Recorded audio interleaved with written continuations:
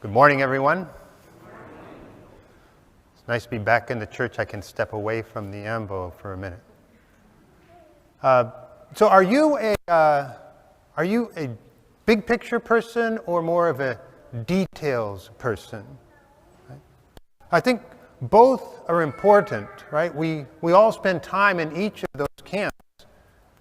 When it comes to personal or professional growth or development, it's important to have a big picture in mind. What do you want to accomplish, right? And from that big picture flow the details. How will you accomplish it?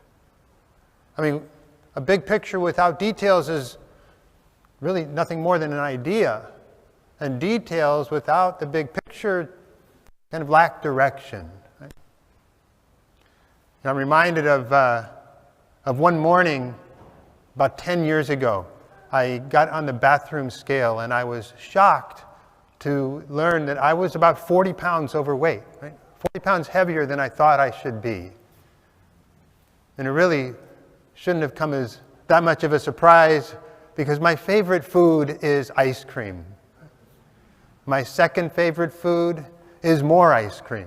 Right? And so I decided right then and there, I'm going to lose some weight. Right? But I had to start with the big picture. Now, this was around the first of the year, and so I decided my big picture would be lose 40 pounds by the end of the year. Right? But how? Right? I had to develop the details of a plan, and so I began with exercise. I joined a gym, and I committed to going to the gym every morning, 5 days a week, first thing in the morning. And then I had to do something about my diet. I had to replace my beloved ice cream with like fruit. Right? And I got a little app where I could count calories. And so by staying committed to those details, I was able to make progress toward that big picture goal. And by the end of the year, I had lost more than 40 pounds. And I felt better than I had in years. Right? Now in the gospel passage that we just heard, Jesus gives us the big picture. Right? The big picture of Christianity. You shall love the Lord your God with all your heart, with all your soul, with all your mind. He calls that the greatest commandment. And the second commandment, you shall love your neighbor as yourself. So he gives us the big picture, but in this passage he does not give us the details. Right? So how do we do it? How do we love God? How do we love neighbor? Well, really, for each of us as Christians, it's up to each of us to work out the details for ourselves of how we're going to live out these commandments. But when it comes to loving God, a pretty good place to start is with prayer and worship. But you know that. That's why you're here inside the church for the first time in 9 months or whatever it's been. That's why you're here joining us on live stream.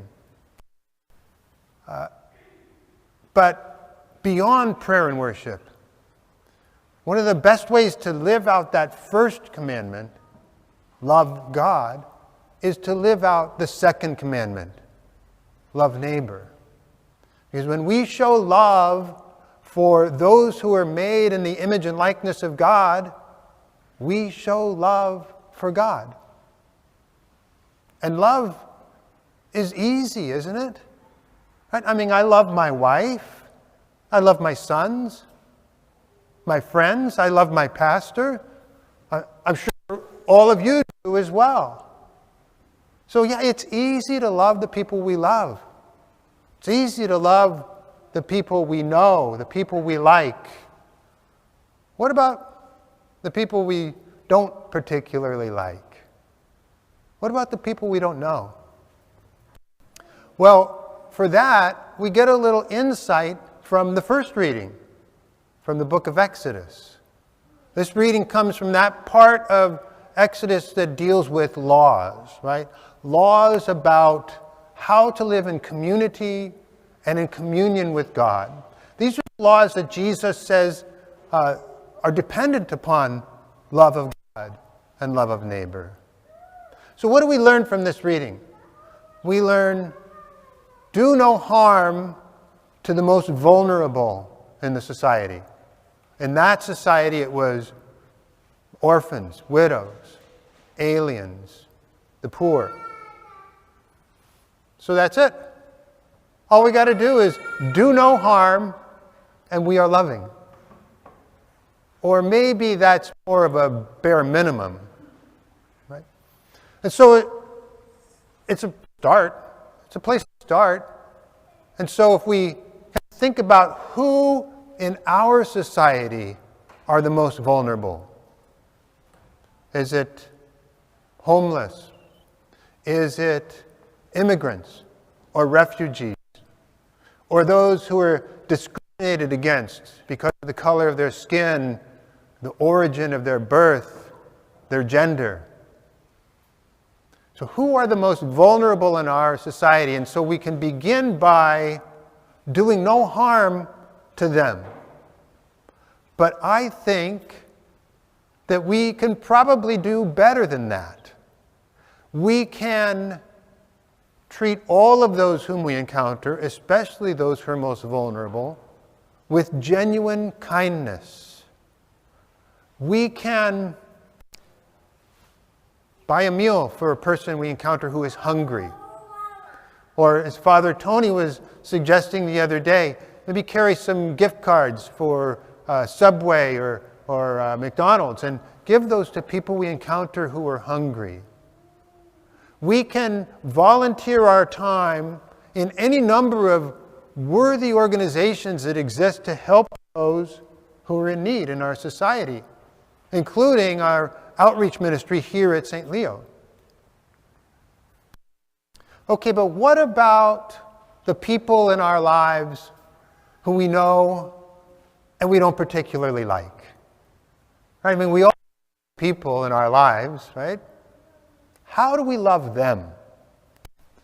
Well, one place to start is with prayer.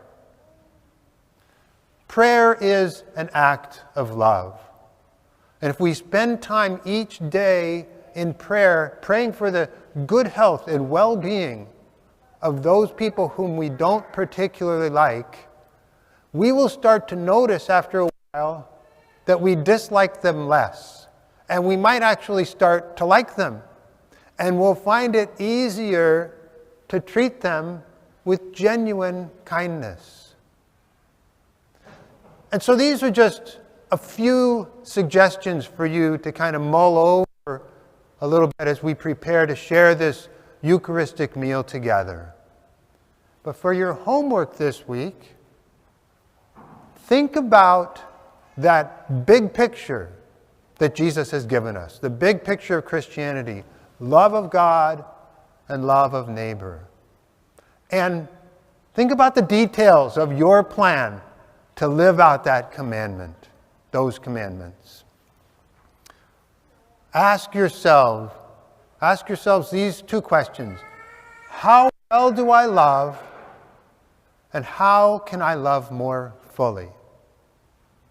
So think about the big picture, work out the details. How well do I love? How can I love more fully?